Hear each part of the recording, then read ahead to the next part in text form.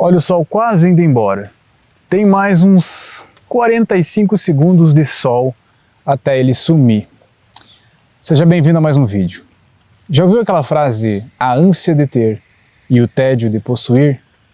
Hoje, com esse pôr do sol, nós vamos falar sobre isso. Nós vamos entrar noite adentro conversando sobre esse assunto que dá muito pano para manga. A ânsia de ter e o tédio de possuir. Raciocina um pouco e pensa no significado dessa frase. Eu tenho certeza que tu conhece ou já ouviu essa frase em algum lugar. Sejam bem-vindos todos a mais um vídeo, a mais um episódio, a mais uma conversa, a mais um diário de bordo, chame como você quiser. Hoje nós estamos de novo falando do interior do Rio Grande do Sul. Deixa eu abrir o cenário aqui um pouco. Do interiorzinho do Rio Grande do Sul, e hoje nós tivemos um pequeno verão dentro do inverno. Aquele clima que quando o teu corpo estava acostumado com os 4 graus, os 5 graus, e aí vem um sol, faz um verãozinho de 17, 18 graus, e a gente tem que puxar as camisetas de manga curta de novo. Eu particularmente não gosto, prefiro continuar só no inverno. Não pela estética dos vídeos, mas porque realmente é um clima melhor de se viver, de se concentrar, enfim. Vamos lá, vamos conversar então sobre a ânsia de ter e o tédio de possuir. Já ouviu essa frase em algum lugar, né? A real é que um rapaz, ele fez um vídeo sobre esse assunto, chamou desse título aí, a ânsia de ter e o tédio de possuir. Mas deixa eu te perguntar, tu sabe da onde vem essa frase? Tu sabe quem é o autor dessa frase? Tu sabe em qual texto essa frase está inserida? E tu sabe o real significado dessa frase? O real significado é uma coisa muito interessante. Não é um significado exato, mas é um exercício filosófico que quando a gente conversa sobre essa frase, nós chegamos a muitas conclusões e talvez não chegamos a nenhuma, mas o exercício de conversar sobre esses assuntos difíceis chama-se expansão da envergadura intelectual. Nós simplesmente ficamos mais inteligentes e mais adaptados intelectualmente ao mundo. Quem falou essa frase foi Schopenhauer, num dos seus estudos, tentando desvendar o que é a felicidade. Não quero que essa aula soe como uma coisa muito filosófica, né? Eu vou citar o Schopenhauer, né? Porque ele é o autor disso, mas eu vou sempre falar com as minhas palavras e sempre falar isso de um ponto de vista bem fácil de se entender. Para tu entender de uma maneira limpa e clara, sem uma linguagem rebuscada, o que significa tudo isso e como que isso pode agregar na tua vida. Eis que um certo dia, um rapaz, no ápice da sua juventude, acordou de ovo virado e pensou assim consigo mesmo: quer saber? Hoje eu vou refletir sobre o real significado da felicidade. O nome desse rapaz era Schopenhauer e hoje ele é conhecido como o filósofo pessimista, o pai do pessimismo. Falou em Schopenhauer, todo mundo já pensa em, o cara é um pessimista, é um nihilista. Será mesmo? Bom, eis que Schopenhauer estava lá raciocinando sobre o real significado da palavra felicidade. E ele me vem com essa frase. A felicidade pode ser resumida nessa frase aqui: a ânsia de ter e o tédio de possuir. Só que, claro, antes dele chegar nessa conclusão, ele passou por alguns pontos, 3 pontos principais, 3 etapas, até ele formar o raciocínio dele. E nós vamos passar pelas mesmas etapas aqui nessa aula. Para chegar nessas conclusões, ele buscou quase que na fonte, num cara chamado Aristóteles. Uma das filosofias de vida, não sei se eu posso chamar de filosofia de vida, uma das ideias do Aristóteles, uma das conclusões do Aristóteles, era as 3 determinações da vida. Claro que Aristóteles tem uma gama de assuntos em que ele falou. Eu não sou um professor de filosofia, né, para falar por esse ponto de vista. Eu sou apenas um irmão mais velho, então vou falar de maneira bem informal. Uma ideia do Aristóteles era aquilo que ele chamou de as 3 determinações da vida. Uma dessas determinações são os bens externos. A outra dessas determinações são os bens do corpo e a outra são os bens da alma. É preciso que você entenda isso para nós chegar no resultado final. Essas 3 determinações da vida de Aristóteles resumiam tudo que a gente tem, que a gente adquire ao longo da nossa vida, né? Tudo se resume a uma dessas três coisas. Digamos que nossas determinações externas são equivalentes aos nossos bens materiais, às nossas posses, a tudo que está externo ao mim mesmo, né, ao que não faz parte do mim mesmo. Então, por exemplo, o carro que eu tenho, ele é uma determinação externa. Ele é uma coisa que, se alguém me vê andando no meu carro, um Malibu preto, que cabe 2 cadáveres no porta-mala, é um carro de mafioso, aquilo meio que compõe uma identidade. E as pessoas me enxergam já com aquele carro compondo a minha identidade. A casa que eu moro, o lugar que eu vivo, todas as coisas que eu vou atribuindo a mim mesmo, não no sentido de ostentação. Ou talvez também no sentido de ostentação. Mas tudo que eu adquiro, até essa roupa que eu estou usando aqui, tudo isso são as determinações externas. Tudo que está externo a mim, mas eu posso chamar isso de meu. Então isso meio que faz parte de mim, faz parte da minha vida. Só que não é tão importante assim. Por exemplo, se eu perder o carro que eu citei no exemplo, eu tenho condição de comprar outro. E talvez alguma pessoa perca o seu carro e não tenha condição de comprar outro, mas ao longo do tempo talvez adquira essa condição de comprar um outro carro, uma outra casa. Inclusive o carro a gente vai trocando, a gente vai melhorando ao longo da nossa vida as nossas posses materiais. Ao menos essa é a tendência natural das coisas. E aquilo faz parte de nós de certa forma, superficial, mas faz parte de nós. Nós podemos perder, nós podemos adquirir mais, nós podemos trocar, mas faz parte de nós. Cabe a nós ter sabedoria para não ter um certo apego aos bens materiais, como já citado aqui numa aula, numa conversa anterior sobre o tema desapego. Uma segunda determinação de Aristóteles são os bens do corpo, ou seja, tudo que é fisicamente atrelado a mim, no meu corpo, não fora de mim. Por exemplo, esse tênis é um bem material, mas o meu pé é um bem do meu corpo. O meu corpo atual, a minha altura, o meu porte físico, o meu cabelo, a minha barba, tudo são bens do meu corpo. Na época de Aristóteles, acho que não se pensava muito em estética no sentido de impressionar as pessoas ou causar uma boa impressão, eu tenho quase certeza. Mas se prezava muito pelo um bom porte físico, porque aquilo passava a imagem de vigor, virilidade, saúde.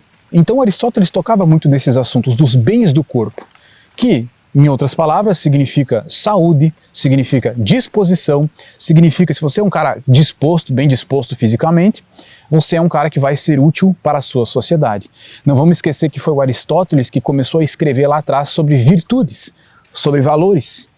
E o que é uma virtude e um valor, senão tu ser uma pessoa que contribui para o bom funcionamento de uma sociedade, de uma polis, de uma cidade, de uma sociedade, do meio em que você vive, que você contribui para ser um bom exemplo para as pessoas, ou que você simplesmente não é um atraso e que você simplesmente é útil perante a sociedade que você vive. Você é um homem útil para o mundo. Então essa ideia de utilidade, ela vem lá atrás do Aristóteles. Estou me coçando, tem um mosquito aqui, muito mosquito. Mas voltando ao assunto, só uma curiosidade antes que a gente passe para o próximo, o Aristóteles foi quem cunhou o termo academia. Para que você estudasse na academia lá do Aristóteles antigamente, tu tinha que ter uma dedicação tanto no teu mental quanto no teu físico. O físico, o corpo físico, era necessário estar em boa condição para que você pudesse absorver os ensinamentos de Aristóteles. E daí veio o nome academia. Foi cunhado lá atrás, nessa época, a academia. Por isso que hoje, né, nós temos as academias intelectuais, um exemplo, Academia Brasileira de Letras, ou seja, um lugar que tu aprende algo intelectual é uma academia de um determinado assunto. Mas um lugar onde é que tu treina o teu corpo também é uma academia do corpo, uma academia da mente. Então o termo academia, ele vem lá atrás, vem do Aristóteles, justamente porque ele dava muito valor ao físico, ao porte físico, não é o porte físico na condição estética bonita, mas na condição de ter um físico funcional, um físico que não se cansa, um físico que rende, um físico que é bom, um físico que é útil. Mas nós ainda temos a terceira determinação do Aristóteles, que são os bens da alma. O que são os bens da alma? Os bens da alma são os nossos valores. Tudo aquilo que não é palpável, por exemplo, o meu bíceps, apesar de ser pequeno, ele é palpável. Meu quadríceps é pequeno e é palpável. Agora, as virtudes, a minha honra, não posso segurar aquilo. Eu posso perceber caso eu tomar uma atitude de honra, né? Os meus valores, mas não só os meus valores para o mundo, mas os meus valores para mim mesmo.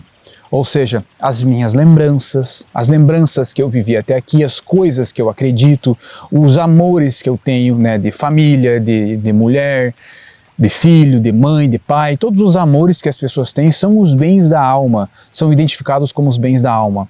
E são tão valiosos quanto os bens do corpo, segundo Aristóteles, e tão valiosos quanto os bens externos, né? Então, só para dar uma pequena recapitulada, Aristóteles, ele identificou a nossa vida nesses três âmbitos: os bens externos, nossas posses, os bens do corpo, tudo que está relacionado ao nosso corpo físico, e os bens da alma, tudo que está relacionado ao mental, às nossas lembranças, o amor, a felicidade, as coisas boas que a gente não pode tocar.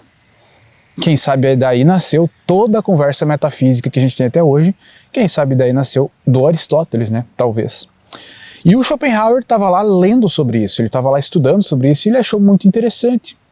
E pensou assim, olha cara, sabe que essa divisão de mundo do Aristóteles é uma coisa bem interessante até? Vou criar algo em cima disso, ele falou. E aí o que ele criou em cima disso, nós entramos agora na segunda parte desse vídeo, dessa conversa. Afinal, não vamos esquecer que o Schopenhauer estava em uma busca incessante de definir o que era felicidade de fato, né, na vida. E ele foi buscar no Schopenhauer. Mas ele criou em cima. Porque ele queria saber, mas a felicidade ela vem dos bens externos? A felicidade ela vem do corpo? Ou a felicidade ela vem da alma? Talvez naquela época já se falava, já se questionava, ah não, mas o que adianta eu ter bens materiais e minha alma ser vazia?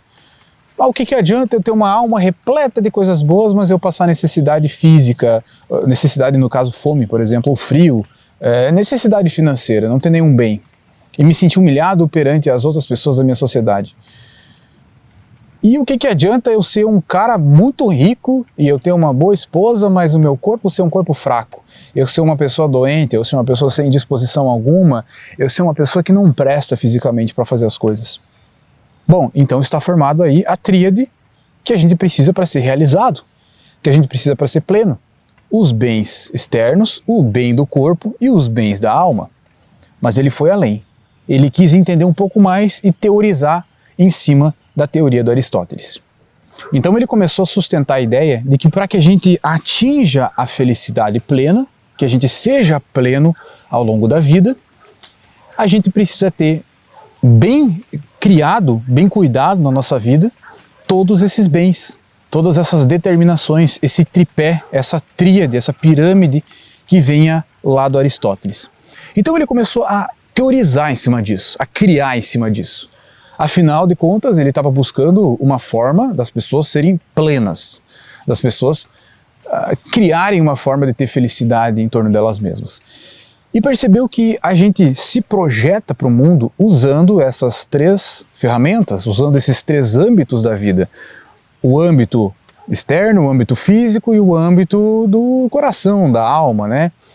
Mas que, para que a gente seja pleno, precisamos ter os três. Não necessariamente os três 100% desenvolvidos, mas, pelo menos, entender o que são esses três e ter um pouquinho de cada um desses três.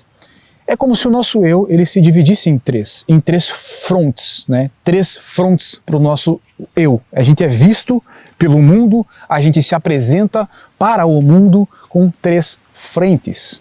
Uma dessas três frentes ele chamou de daquilo que se tem.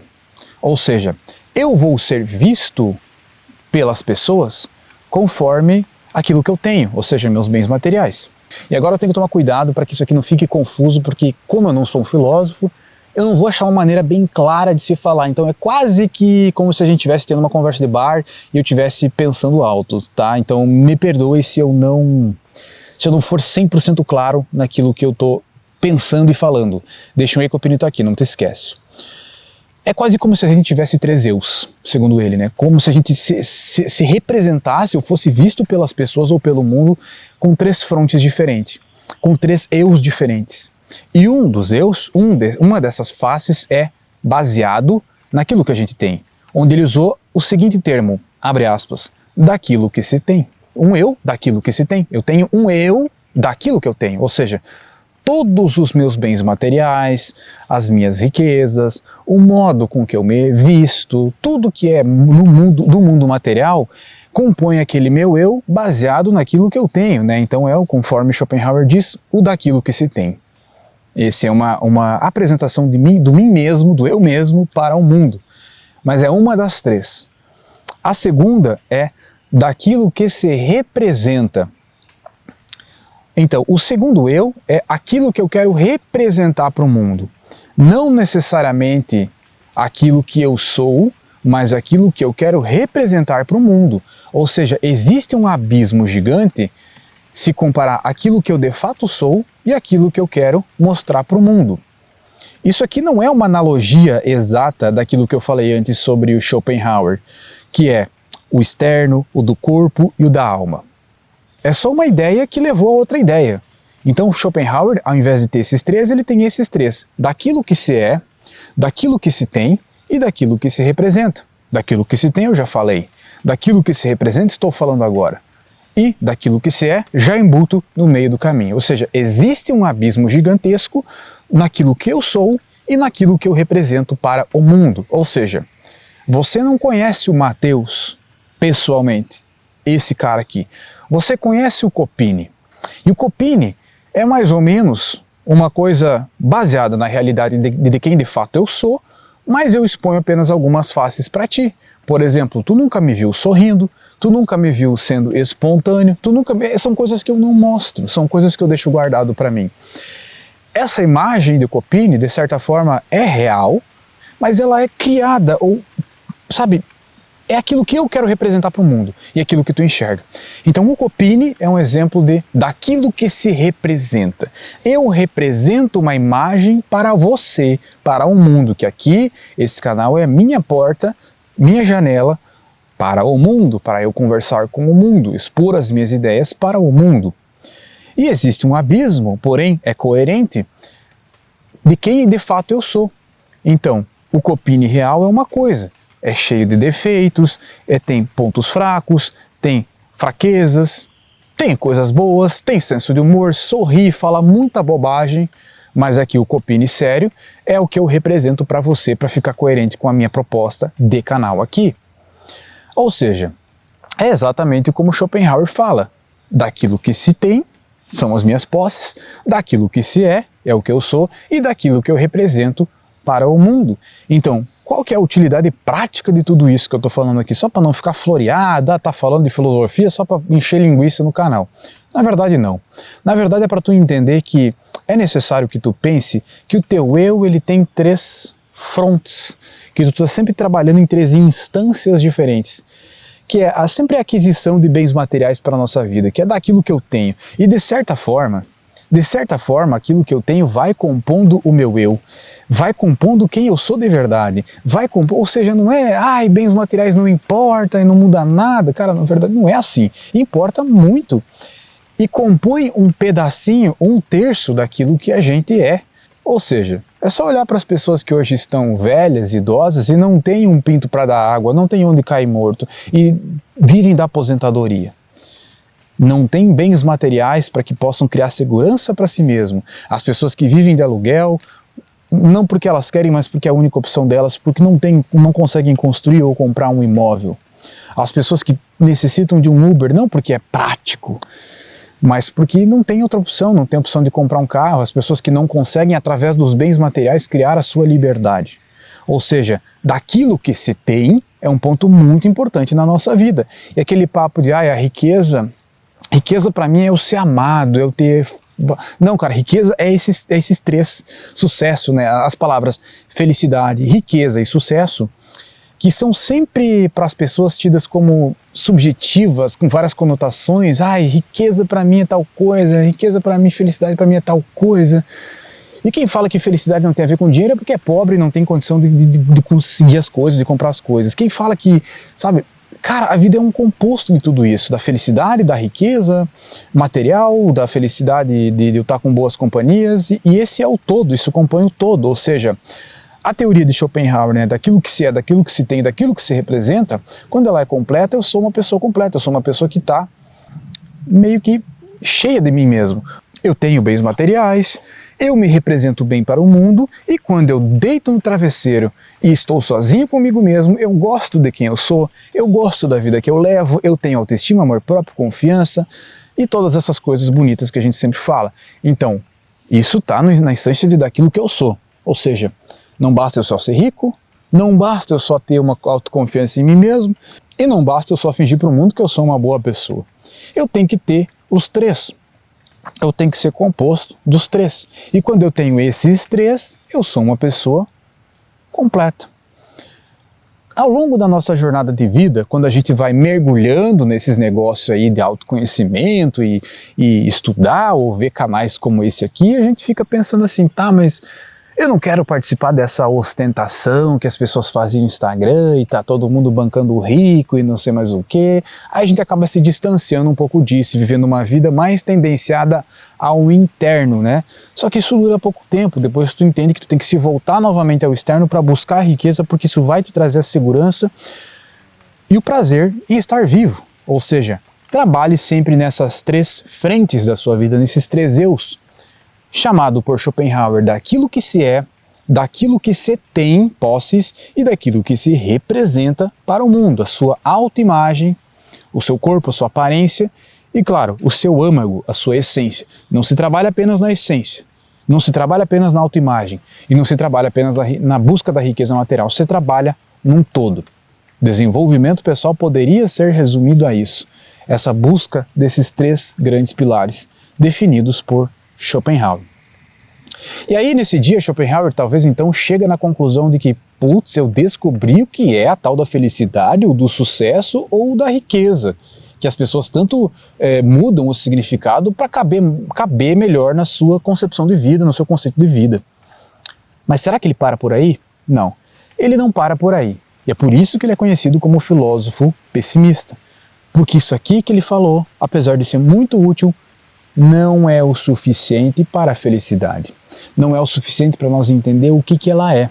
Porque a felicidade não quer dizer que quando eu vou, né? Agora a gente entra na raiz do vídeo que tem a ver com esse título, na ânsia de buscar o novo e ficar entediado quando a gente consegue atingir o novo. Porque se eu bato aqui, gravo na pedra, tem 3 estacas que eu tenho que construir daquilo que eu sou, daquilo que eu tenho e daquilo que eu represento para o mundo, e quando eu acabar, quando eu já tiver uma representação boa, quando eu já tiver bens materiais e quando eu já tiver uma alma pura, eu vou estar feliz?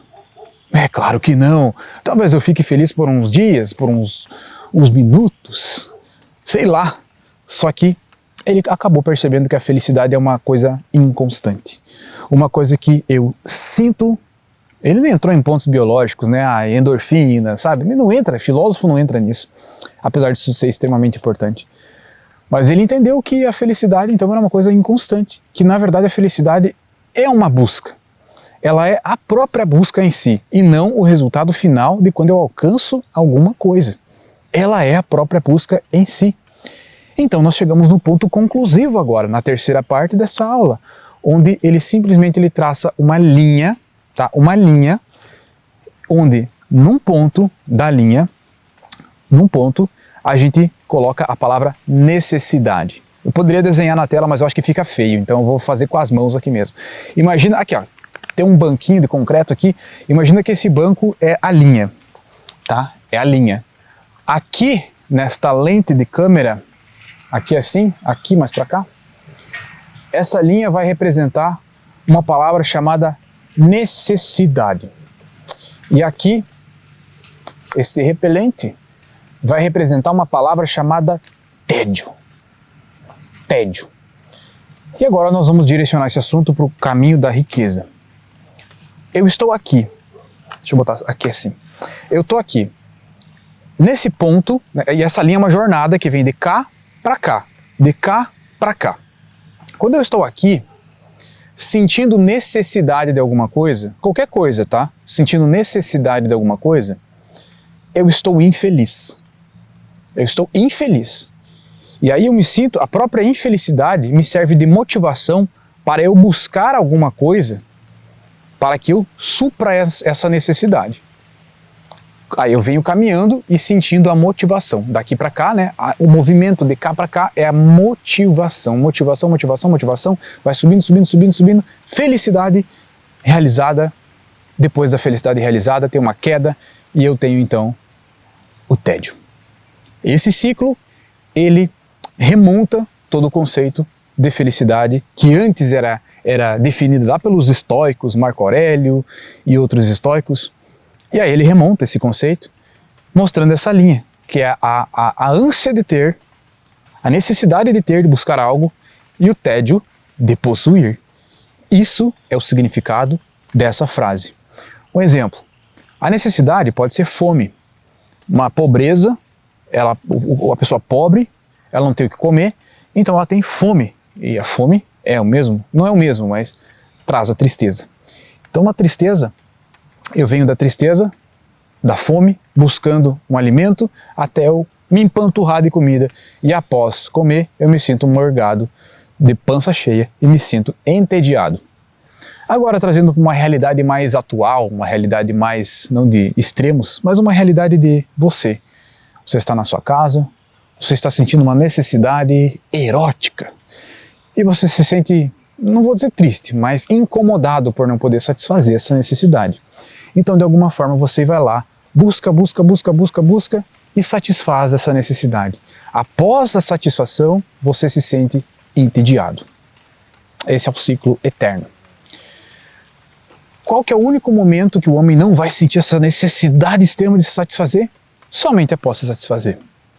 Somente após se satisfazer. Depois de um tempo ele vai voltar para cá, num círculo eterno.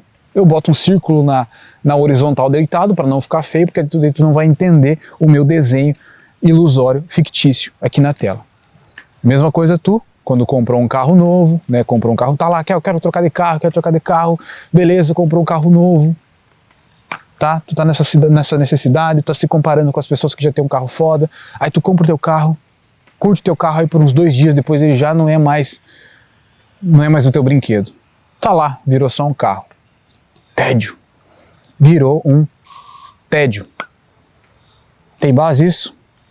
Por isso que quando a gente fala nesses vídeos aqui e entra em conceitos que não tem nada a ver com Schopenhauer e fala sobre, são mais orientais na verdade, né? E fala sobre momento presente, curta um momento, saiba aproveitar, instinto dionisíaco.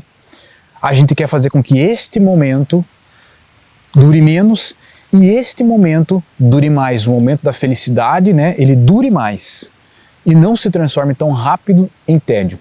Ou seja, a ânsia de ter e o tédio de possuir nada mais é do que um ciclo numa busca eterna de felicidade.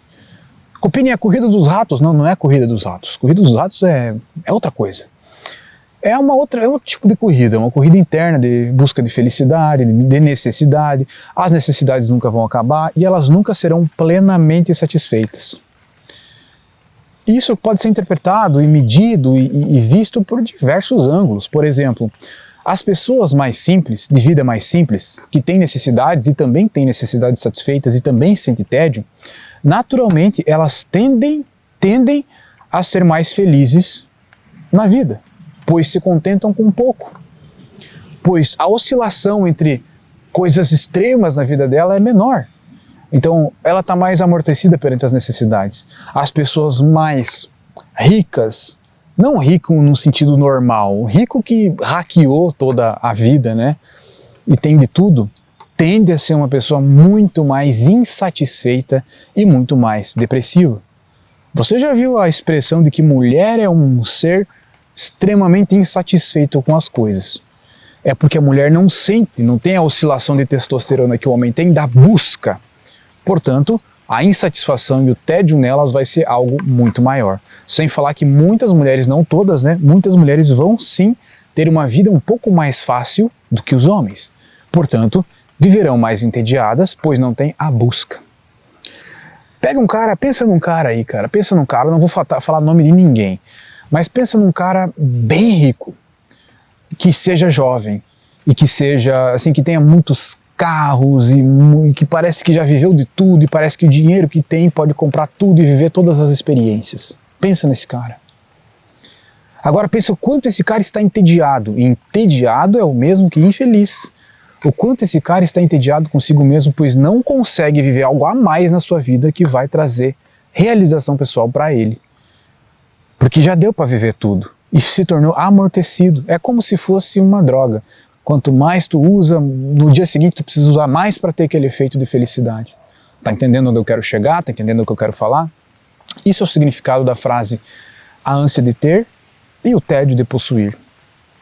Ok, Copini, eu já entendi mais ou menos o que tu quer, o que tu quis explicar, o que o Schopenhauer disse, que isso aqui veio do Schopenhauer. Mas qual é a conclusão disso na vida prática e onde é que eu uso isso na minha vida? E, meu amigo, a conclusão são duas conclusões, na verdade. São duas conclusões. Deixa eu guardar essa lente e esse repelente, porque a gente não precisa mais deles aqui. As conclusões são duas. A primeira delas é que, se existe uma busca eterna de satisfazer os nossos desejos e após eles serem satisfeitos eu vou me sentir entediado, mas no dia seguinte eu já vou ter mais desejo, primeiro que eu não preciso nem me preocupar então com felicidade.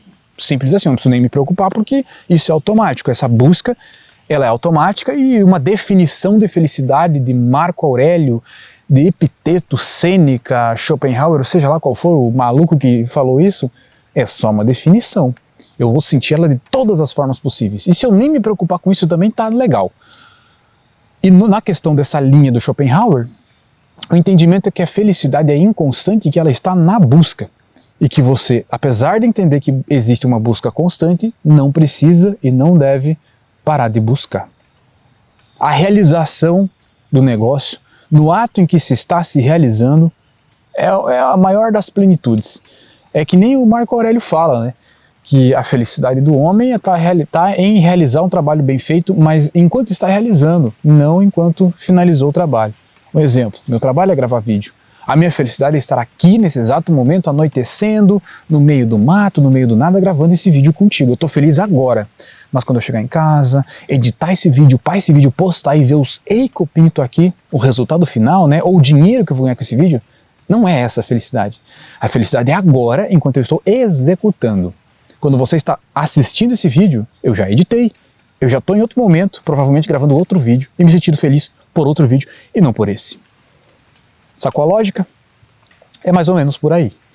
Essa é uma das conclusões. E a segunda conclusão, cara, essa é a mais importante, e essa é a que mais nós temos que levar em conta na nossa vida. Lembra o exemplo que eu dei do cara rico que está sempre entediado? Eu acho que para a gente se sentir sempre entediado e insatisfeito, infeliz, não necessariamente a gente precisa ser o cara rico. Mas o mundo como ele está hoje, no excesso de informação, no excesso de estímulo, ele já nos deixa completamente entediados. Há 7 anos atrás, você conseguia abrir a Netflix e assistir uma série e degustar essa série.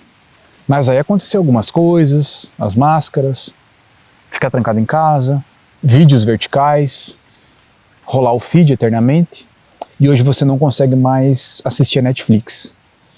Para você assistir Netflix é um esforço, demora para tu conseguir se concentrar, porque o teu celular está do lado.